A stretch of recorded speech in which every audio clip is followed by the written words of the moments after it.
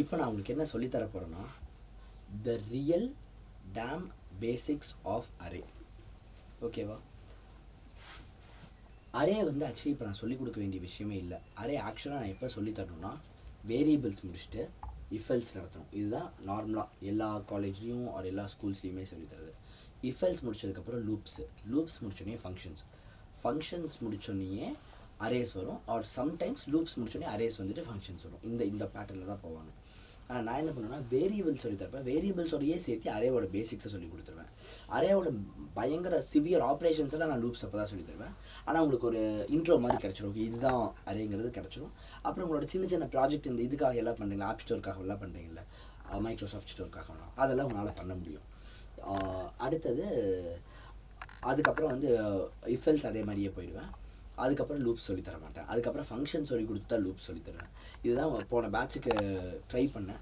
ரொம்ப சூப்பராக work out ஆகிடுச்சு.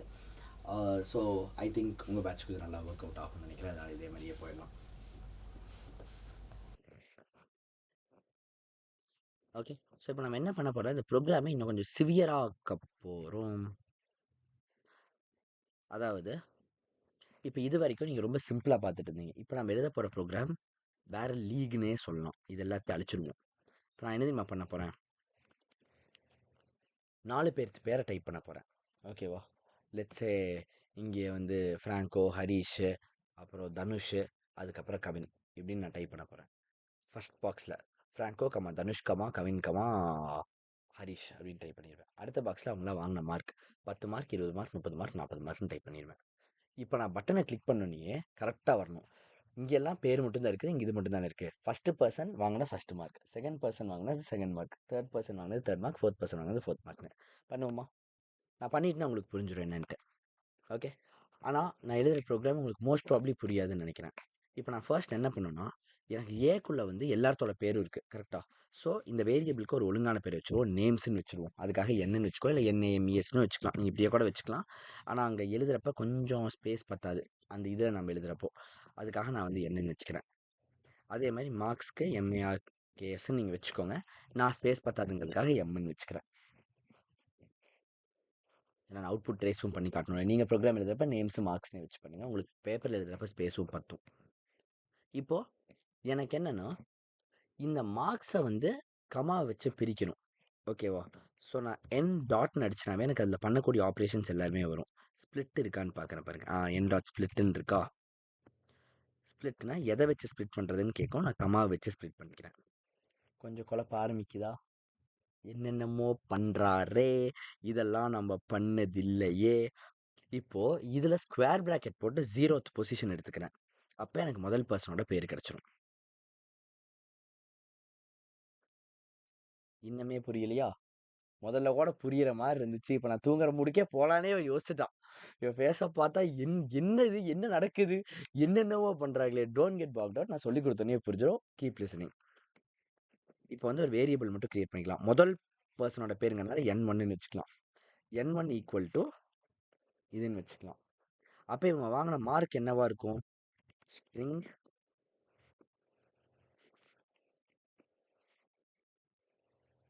Mark 1 equal to M dot அதே ஸ்பிளிட்டு கமா 0. கரெக்டா? இப்போ செகண்ட் பர்சனுக்கு என்னவா இருக்கும்?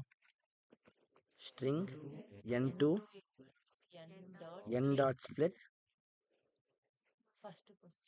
பொசிஷன் 1. ஏன்னா கம்ப்யூட்டர் 0 இருந்தால் இன்னும் 0ங்கிறது முதல் பர்சன்னா 1ங்கிறது ரெண்டாவது பர்சன்.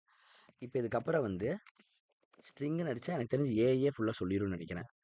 M2 ஈக்குவல் டு 2 கிடையாது 1.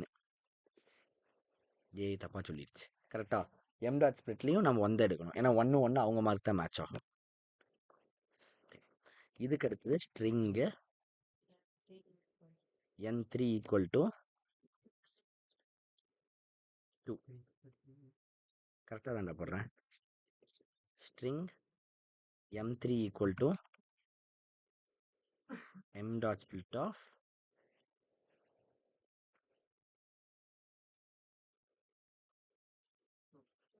மட்டும் 2 போட்டுக்கணும். ஸோ இப்போ உங்களுக்கெல்லாம் வந்து ஏன் ஆன்சர் பண்ண முடிஞ்சுன்னா நீங்கள் பேட்டர்னை பார்த்துட்டீங்க. நீங்கள் இந்த பேட்டர்னை பார்த்து ஓகே நம்ம எங்கே போகிறோங்கிறது உங்களுக்கு புரிஞ்சிருச்சு. ஆனால் நீங்கள் எல்லாம் பண்ணுற தப்பு என்ன, உங்களுக்கு இன்னும் புரியல, ப்ரோக்ராம் புரியல. நான் என்ன பண்ணுறேன், இது என்ன பண்ண போதும் இன்டர்னலாக புரியல.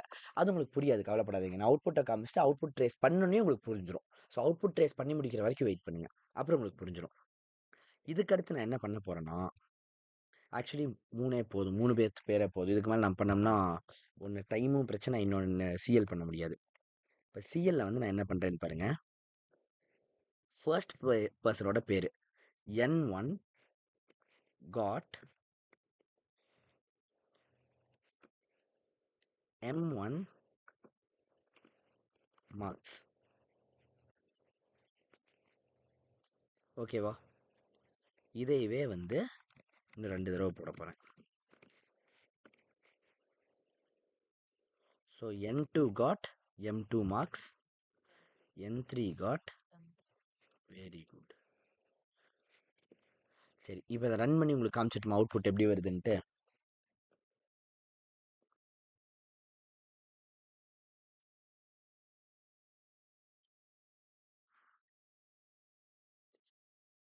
கொஞ்சம் ஸ்லோ, டைமிங் மிஸ் ஆயிடுச்சு.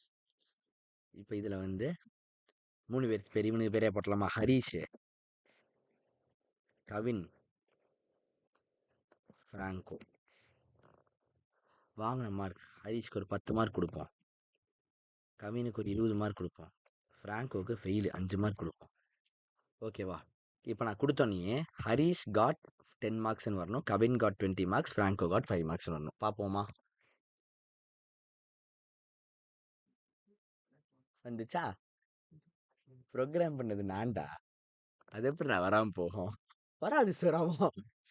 சரி, ஓகே. இப்போ வந்து இதை மட்டும் நான் ஹெச்கமா கேக்கமா எஃப்னு போட்டுக்கிறேன். ஏன்னா எனக்கு எழுதுறது கஷ்டமாக இருக்கும். ஹரிஷ்னு அங்கே போய் எழுதிட்டு இருக்கணும். ஹெச்கமா கேக்கமா எஃப்னு போட்டால் இப்போ என்ன வரும்? H got 10 marks, K got 20 marks, F got 5 marks. கரெக்டாக வந்துருச்சு. அவுட்புட் ட்ரேஸ் பண்ணி காமிச்சிட்டுமா?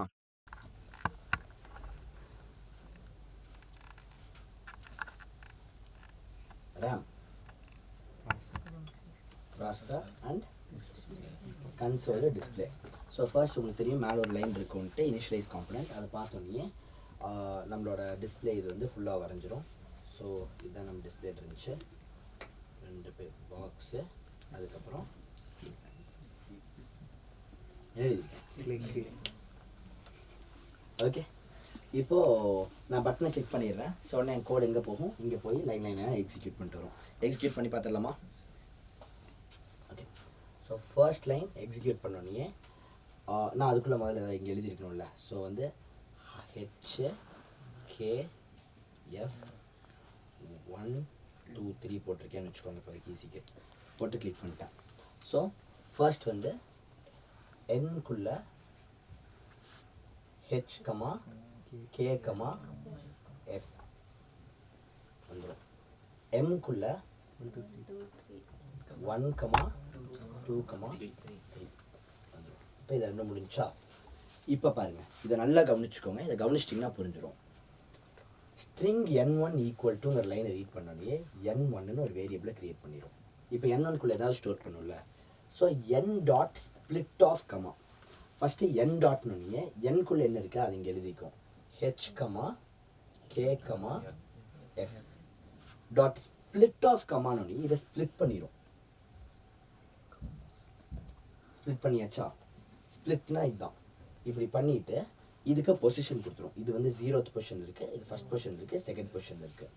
இப்போ அதிலிருந்து நம்ம 0 எடுக்கிறோம். இப்போ இதில் 0th பொசிஷன் என்ன இருக்குது? ஹெச்.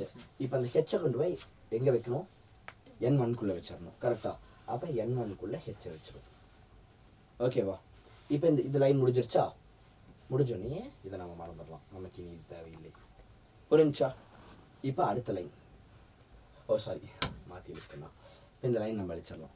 இப்போ அடுத்த லைன் M1 ஈக்குவல் டு, அப்போது ஃபஸ்ட்டு M1ங்கிற ஸ்ட்ரிங்கை க்ரியேட் பண்ணணும். இவ்வளோ முடிச்சாச்சு. இப்போ என்ன? M dot split. அப்போது Mக்குள்ளே என்ன இருக்குது? 1, 2, 3. இப்போ இதில் என்ன பண்ணணும்? கமா வச்சு ஸ்ப்ளிட் பண்ணணும். அப்போ இது ஒழிஞ்சிச்சு, இது ஒழிஞ்சிச்சு. இது 0th பொசிஷன், இது 1 பொசிஷன், இது 2 பொசிஷன். இதில் 0th பொசிஷனை நம்ம எடுத்துக்கணும். 0th பொசிஷன் என்ன இருக்குது? 1. அதை கொண்டு போய் எங்கே ஸ்டோர் பண்ணணும்? M1. ஸோ 1. புரிஞ்சுதா? கவனிக்காதவங்க அதை நல்லா கவனிச்சுக்கோங்க. மிஸ் பண்ணிட்டீங்கன்னா மறுபடியும் ஒன்றுமே புரியாது. இப்போ அடுத்த லைனில் என்ன இருக்குது? ஸ்ட்ரிங் n2 ஈக்குவல் டு பண்ணியாச்சா? n டாட் ஸ்பிளிட், nக்குள்ள என்ன இருக்குது? HKF. இதை ஸ்ப்ளிட் பண்ணுறோம் எதை வச்சு? கமா வச்சு. அப்போ இதையும் அழிச்சாச்சு, இதையும் அழிச்சாச்சு. 0 1 2. இப்போ இதில் எதை எடுக்கிறோம்? 1 பொசிஷன் எடுக்கிறோம். 1 பொசிஷன் என்ன இருக்குது? K. ஸோ அப்போ K எடுத்து n2குள்ளே ஸ்டோர் பண்ணியாச்சு. ஓகேவா? ஈஸியாக இருக்கா ப்ரோக்ராமிங்? பாருங்க, அரேஸ் உங்களுக்கு புரியுது தானே? இதுக்கு எதுக்கு லூப்ஸ் வரைக்கும் வெயிட் பண்ணணும்? லூப்பில் என்ன பண்ணலாம்னா லூப்பில் திரும்ப திரும்ப செய்யலாம். அப்போ இத்தனை லைன் நம்ம எழுத தேவையில்லை. ஒரே லைன் எழுதிட்டு இங்கே 0க்கு பதில் ஐன்னு போட்டு அந்த ஐயை வந்து 1 2 3 மாறுற மாதிரி நம்ம கோட் எழுதிடலாம். அப்போ வந்து ஒரே லைன் வந்து மாறி 1 2 3 4 எல்லாமே எடுத்துரும். இந்த மாதிரிலாம் நம்ம பண்ண முடியும். ஸோ அதை அப்போ நம்ம கற்றுக்கலாம். இப்போதைக்கு வேண்டாம். நான் இது இப்போயே உங்களுக்கு சொல்லித்தரதுக்கு காரணம், இப்போ இதை புரிஞ்சிருச்சுன்னா அப்போ அது உங்களுக்கு ரொம்ப ஈஸியாக புரிஞ்சிடும். அதுக்காக தான் நான் இந்த மாதிரி முன்னாடியே பிளான் பண்ணுறேன். ஓகே, அடுத்தது என்ன? m2 equal to. இப்போ m2 equal to m dot split. இப்போ எம்மில் இருக்குது என்ன? 1 2 3. ஸ்ப்ளிட் பண்ணோன்னே என்ன ஆகும்? இது மாறிடும். 0 1 2. இதில் எதை எடுக்கிறோம்? 1. 1ல் என்ன இருக்குது? 2 இருக்குது. அப்போ 2 எடுத்து நம்ம இங்கே வச்சுருவோம். இதோட இந்த லைனும் முடிச்சாச்சு. புரிஞ்சா? ஆனால் இதை டீச் பண்ணுறதுக்கு எனக்கு வந்து ரொம்ப நேரம் ஆகுது. ஏன்னா நான் வந்து ஒரு கம்ப்யூட்டர் அளவுக்கு ஃபாஸ்ட்டில், நான் வந்து ரொம்ப ஸ்லோவான ஒரு மனுஷன் தான். Okay, so next anyway n3. இப்போ n3 ஈக்குவல் டு அதுக்குள்ளே என்ன இருக்குது? n dot split. nல என்ன இருக்குது? h, k, f. So h, k, f dot split of comma. So comma வச்சு ஸ்ப்ளிட் பண்ணிடலாம். ஓகேவா? இப்போ இது 0, இது 1, இது 2. ஓகேவா? இதில் வந்து நம்ம என்ன எடுக்கிறோம்? 2 பொசிஷன் இருக்கிறது எடுக்கிறோம். அதில் என்ன இருக்குது? f. ஸோ எஃப்ஐ கொண்டு போய் இதுக்குள்ளே வச்சுட்டு இந்த லைன் அடிச்சு விட்டு இதை அழித்து விடலாம். இப்போ m3யை கிரியேட் பண்ணியாச்சு. m dot split. mக்குள்ளே என்ன இருக்குது? 1, 2, 3. அதுக்குள்ளே வந்து ஸ்ப்ளிட்டை பண்ணுறோம். ஸோ இதை அழிச்சிடலாம். 0 1 2. இதில் நமக்கு என்ன எடுக்கிறோம்? 2 எடுக்கிறோம். செகண்ட் பொசிஷன் என்ன இருக்குது? 3 இருக்குது. அப்போ 3யை கொண்டாந்து இங்கே வச்சுட்டு இதையும் அழித்து விடலாம். ஆனால் இதோட முடியலை. இதுக்கப்புறம் நம்ம என்ன பண்ணுறோம்னா n1ல் என்ன இருக்குது?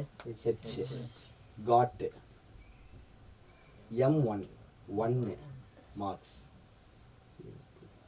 வந்துருச்சா? அது சிஎல் பண்ணோம். h got 1 marks.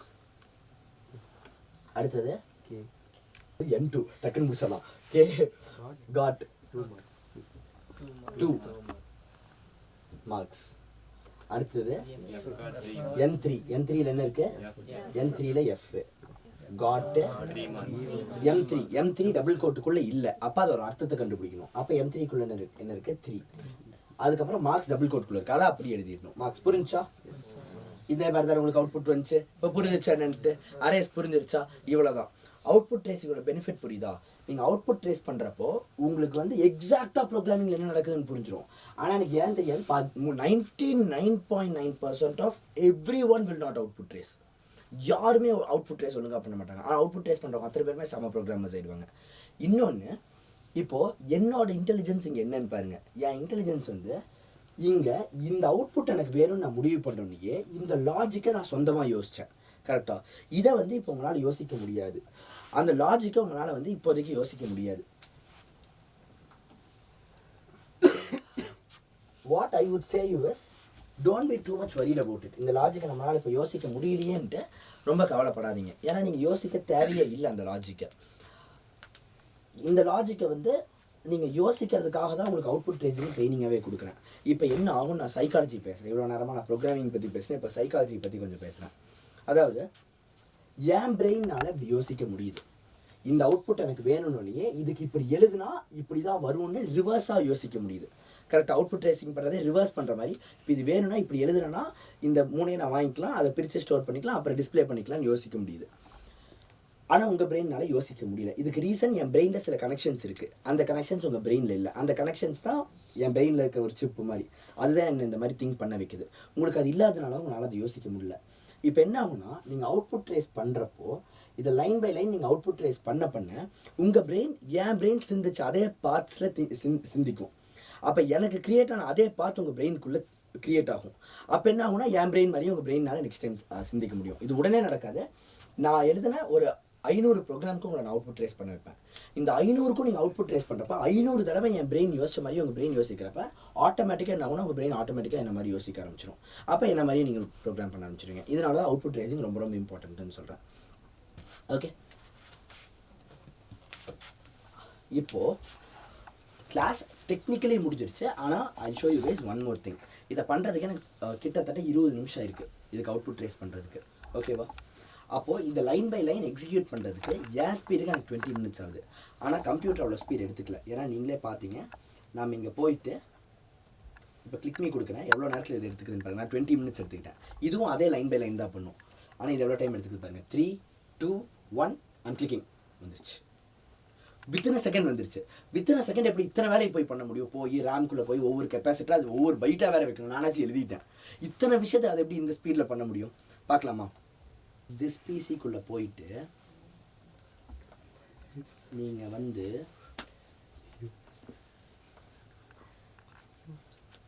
ப்ராப்பர்ட்டிஸ் போனீங்கன்னா இந்த கம்ப்யூட்டரில் இருக்கிற ப்ராசஸர் தெரிஞ்சிடும். 13th Gen i5 இதை காப்பி பண்ணிக்கலாம். இதுதான் இதுக்குள்ளே இருக்கிற ப்ராசஸரோட ஸ்பீடு. இதை காப்பி பண்ணிட்டு இதை கொண்டு போய் ChatGPT போலாமலாம் ஒன்றுக்கு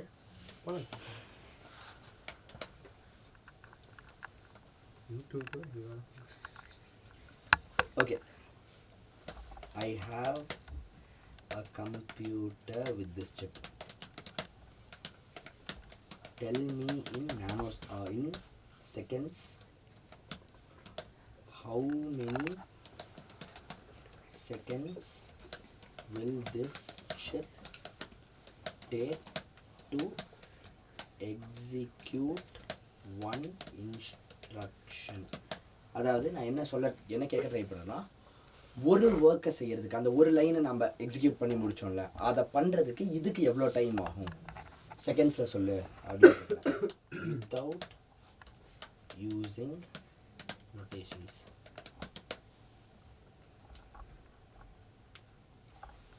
இதோட ஸ்பீட் எல்லாம் வச்சு கால்குலேட் பண்ணி சொல்லுது.